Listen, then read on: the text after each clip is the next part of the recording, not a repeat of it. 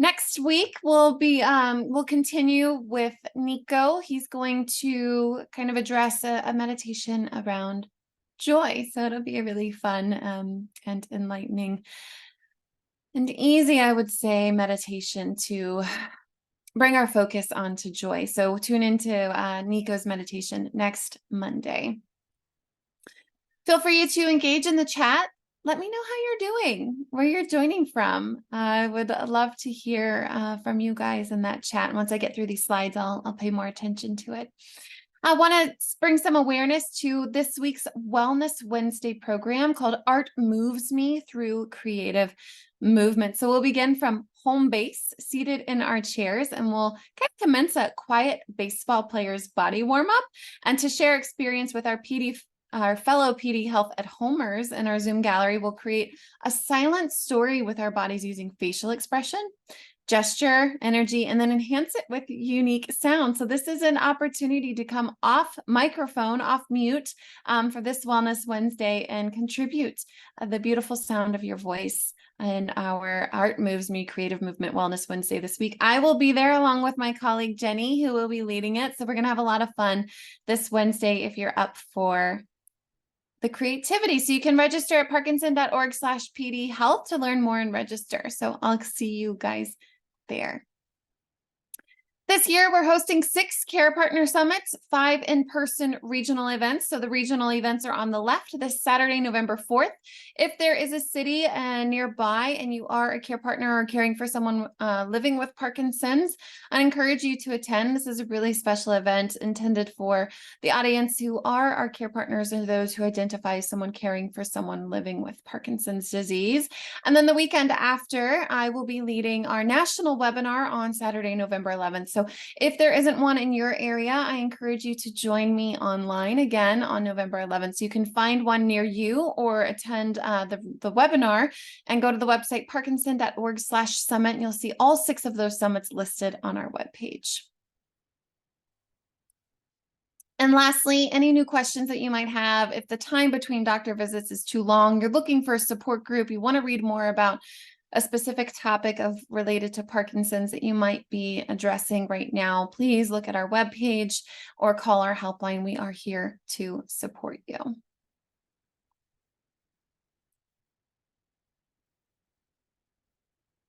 I'm going to take advantage of the opportunity to see you all. I haven't had a moment to really sit in presence as facilitator for these sessions in quite some time. And that's mostly because I really value the diversity of voices as we continue to cultivate and strengthen our mindful practice, our mindful techniques, our mindfulness. That is what we're creating on the last few years. Perhaps it's the last week. Perhaps it's your first time ever stepping into the mindfulness realm. So I'm going to take some time just to say hi and ask you how you're doing. So in the chat, let me know. How's life right now? How are your bones feeling? How's your gut feeling? How's home feeling? How's the cold weather feeling? It is absolutely gorgeous here in the Blue Ridge Mountains of North Carolina, knowing full well that is about to get really cold. I'm pretty sure the whole nation is about to get a freeze tomorrow. So if you have plants outside that aren't rooted down in the soil, you'll want to bring them in. All right, let me open this chat. Let's see who's talking to us. Welcome, Babs from Oregon. We've got Wisconsin, Chicago here, Ohio, chilly Halloween coming. Yes. From Maine, hello. From Maryland, from New Jersey, Utah, Virginia. Joan says that she had a great PD conference at the University of Colorado this past Saturday, even with the snow and ice storm to get there. So glad to hear about that, Joan. And John, hello from beautiful Olympic Peninsula in Washington State. Wow, on the other corner of the United States from where I'm at. So good you're here, John. Babs sharing vivid dreams and nightmares with changes in dementia. Lovely day out, though. Yes, perspective, right? Yes, I had a challenging time sleeping and things are changing in my mind, but boy, what a beautiful day. Oh, Let's see. George shares that he is aching from breaking the leaves. Yeah, George, thanks for sharing that. Welcome, Gordy from North Dakota. Hi, Diane from Massachusetts. Cheers from Syracuse, New York. Welcome from Seattle. Mindy's sharing, struggling to care for my parents. They're in their 90s in Pennsylvania and still get the exercise I need. Love the fall colors. Thanks for sharing, Mindy. And Greg, beautiful seaside of Oregon. Judy writing in, snow here in Colorado with bright blue skies. Lovely. Hello from London. Hey, Jim. Welcome. Sandy, grateful to be here from Salt Lake. So glad that you're feeling that gratitude today. Ed, hello from North Carolina. Logged in, and I'm hoping my wife can join. Takes a little time for her, sure. Yeah. We take our time to get started, and I have a really, really grounding practice for us today. So again, taking a chance to see each of you and say hello. Hi, Pradeep from Manchester, UK. Welcome. Yeah, sad to have to bring in your plants. I kind of like bringing in them because then I kind of live in a jungle for the 6 months and then they can go back outside. It's great. Oh, so thank you all so much for sharing a little bit about your life that you're kind of ebbing and flowing through today, maybe last night, this morning, this evening, depending on where you are in the world. Really timely for the topic I had planned. And just for perspective, I write these titles and descriptions about 2 months in advance, sometimes 1 month. And so when I wrote the title, Anxiety into Harmony, I didn't really realize what would be going on in my life during this time. So for some perspective, I uprooted all of my things, all the things that I own, the stuff, right? Put them in boxes, loaded them into a truck, and then unloaded them quickly. So I am surrounded by boxes right now and things all over the ground. We can call it chaos, if you will. My life is uprooted. And for many of us who are living with Parkinson's, might feel that way on a regular basis. Right? Yeah. Yeah.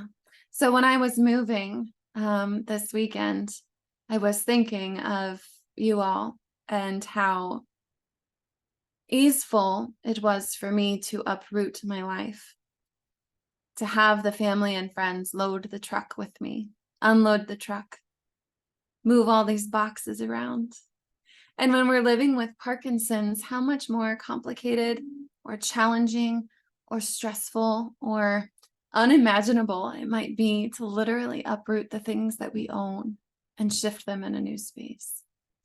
And when we do that, when we're living with Parkinson's, we can wake up every day not knowing what to expect, right? So I see a couple of you have your hand raised. If you have a comment, feel free to share it in the chat. Thanks, Peter. And we also know that living with Parkinson's, one of the most dominating invisible symptom is anxiety.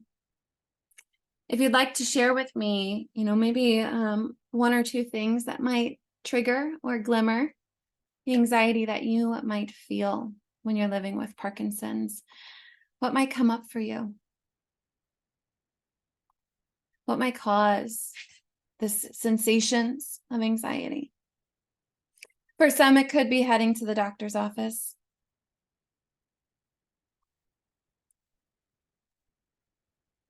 Let's see. Oh, we've got people writing in. Great. Money. Yeah. Being tired.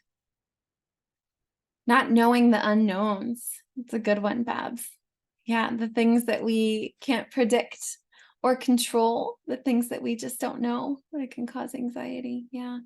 Pain, absolutely. The way things seems to change. Yeah, I think someone write it in the chat for me.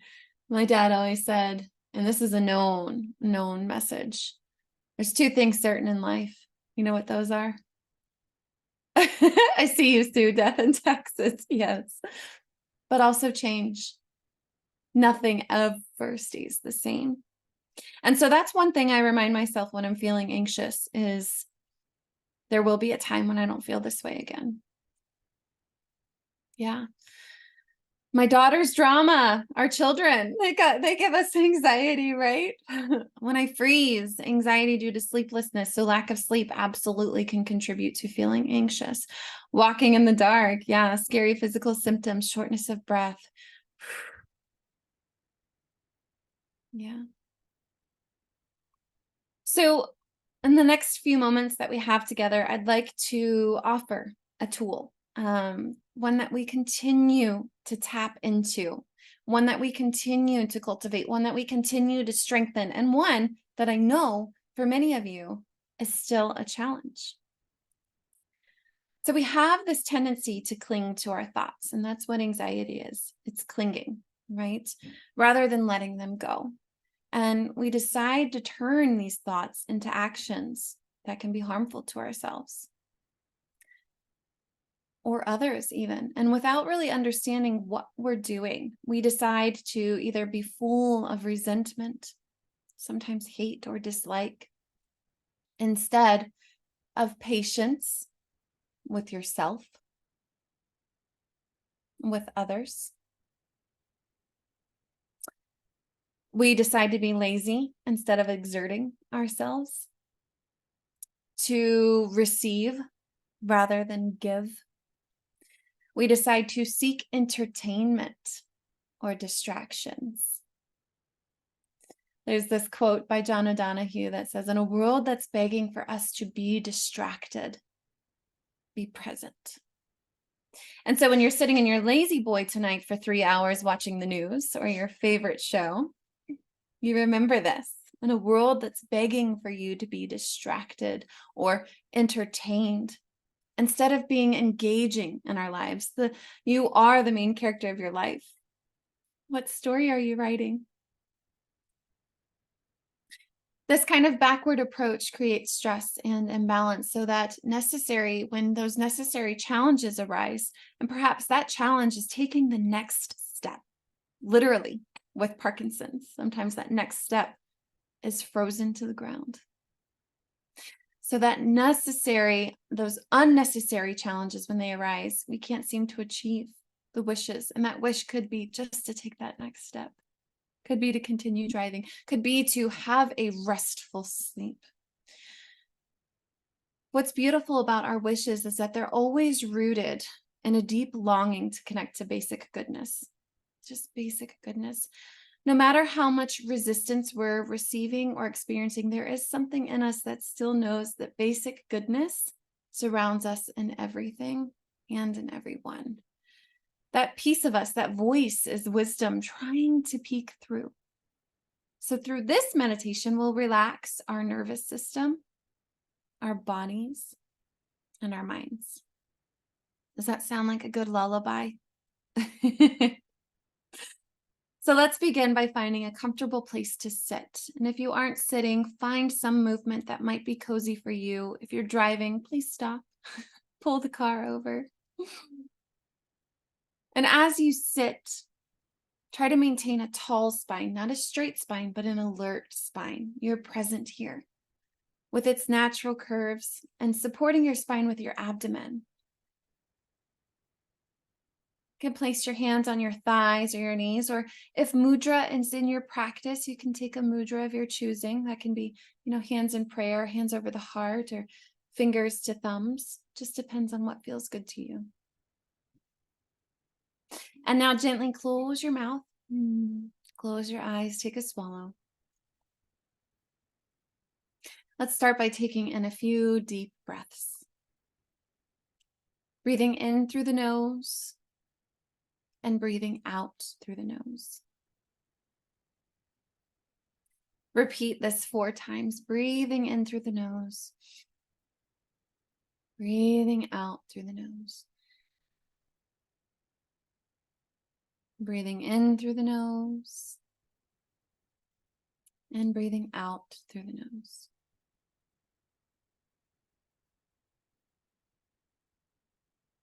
Every time you are under pressure or feel stressed, You can remember to do these 3 relaxation techniques. 1, breathing calmly. 2, relaxing your muscles. 3, calming your thoughts. You can choose to relax anytime you need to, and the relaxation will help you to concentrate and keep your brain functioning at its best.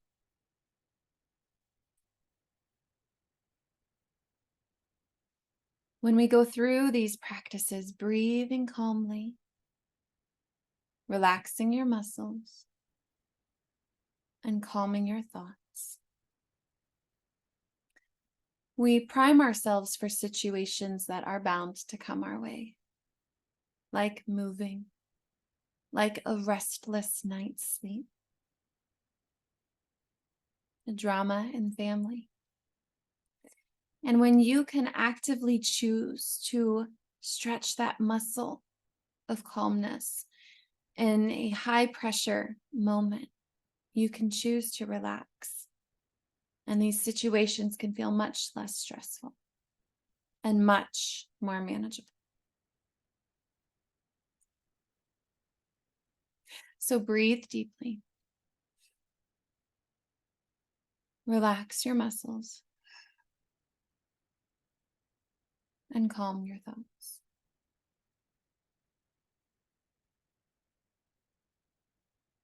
Breathe deeply. Relax your muscles and calm your thoughts.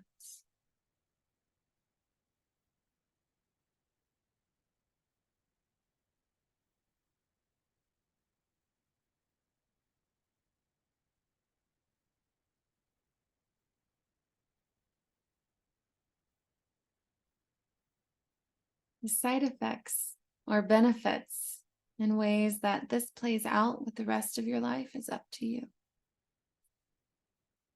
Again, we're priming, we're strengthening that muscle to be less stressed, more relaxed, and able to manage what we are going through. Using your body's wisdom, creating a calm mind to breathe deeply. Relax your muscles and calm your thoughts.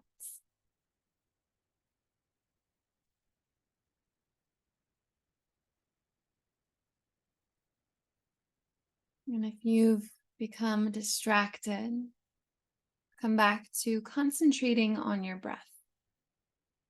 It's the first thing we do when we're born. And it's the last thing we do when we transition.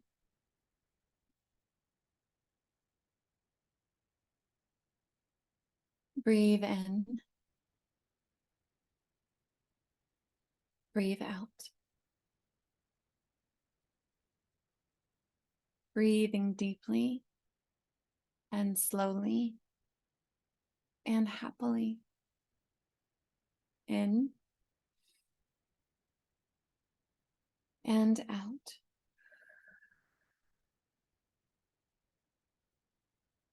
In and out.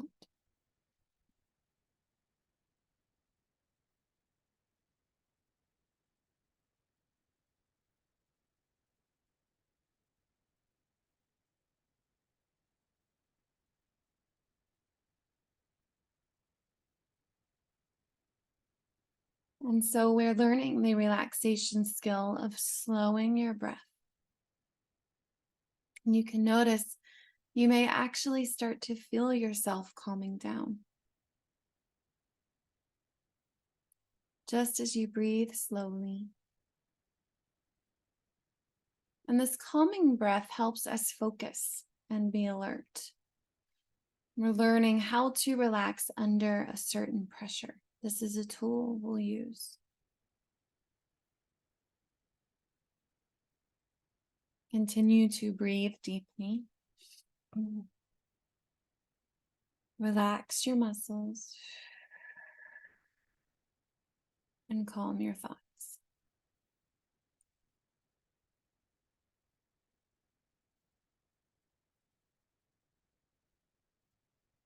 It's natural when you observe your own body operating. It can be a tool to bring great peace.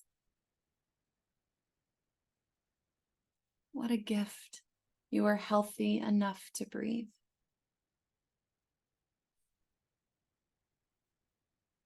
And how happy you are being able to breathe.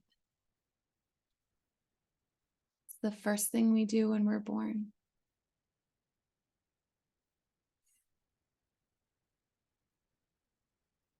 And now we'll continue to breathe deeply and also concentrate on our muscles. You may find that you're holding tension in your muscles. Pay particular attention to your shoulders, your hands, and your jaw.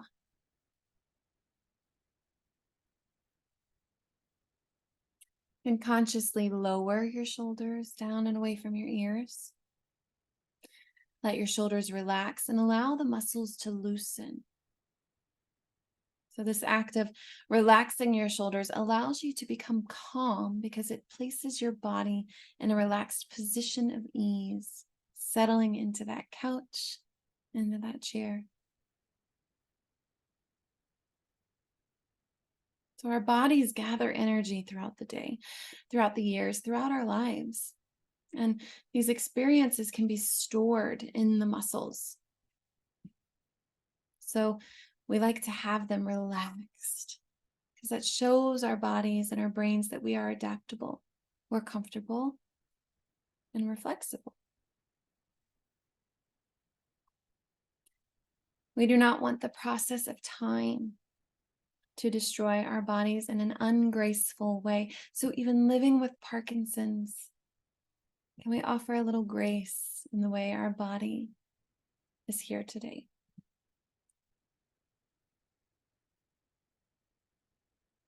Relax, loosen, and be calm. Notice your hands and let your hands be open, loose, and relaxed. Feel the fingertips touching the air. And feel the energy in the hands. Right at the palm, you might feel this warmth. Let your arms rest by your sides, letting go of all the tension, and feel your back start to relax. And focus on your jaw. Allow your jaw to drop and rest. Your teeth don't need to be touching. And let your mouth be loose and relaxed.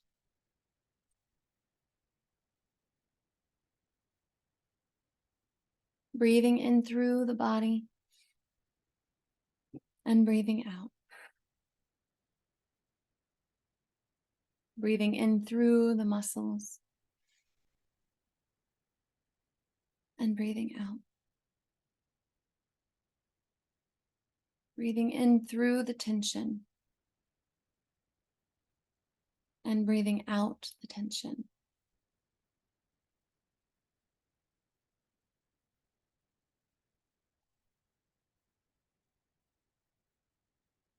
I'll focus back on your breathing. Just noticing, just relaxing.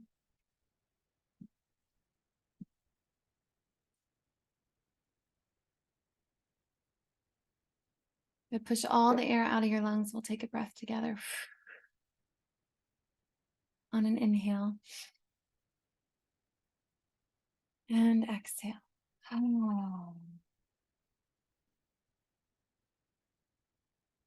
You can stay just as you are. I'm going to recite a poem from one of my favorite poets, John O'Donohue. For those of you who hang around know that I've referenced him before. It's called Benacht, Gaelic for blessing. On the day when the weight deadens on your shoulders and you stumble, may the clay dance to balance you. And when your eyes freeze behind the gray window and the ghost of loss gets into you, may a flock of colors, indigo, red, green, and azure blue, come to awaken in you a meadow of delight. And when the canvas frays and the currach of thought and a stain of ocean blackens beneath you, may there come across the waters a path of yellow moonlight to bring you safely home. May the nourishment of the earth be yours. May the clarity of light be yours. May the fluency of the ocean be yours. May the protection of our ancestors be yours. And so, may a slow wind work these words of love around you, an invisible cloak to mind your life.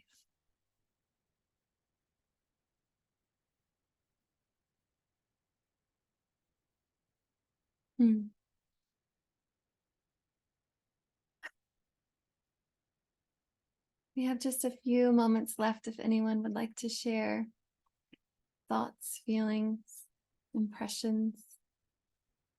Maybe silence is what's suiting you best.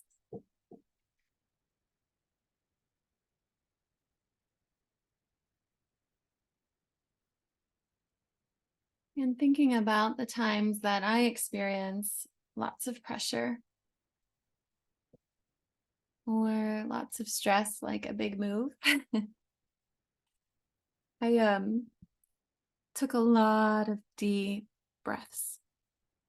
There was nothing more that I could do but just to breathe. And that got me to the next step.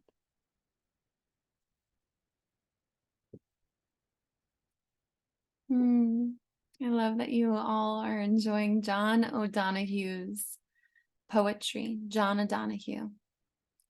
He is in the heavens now, a tremendous poet. The poet was called, the name of the poem is The Nacht. It's Gaelic for a blessing. Let me copy this and I'll paste it in our chat for you all.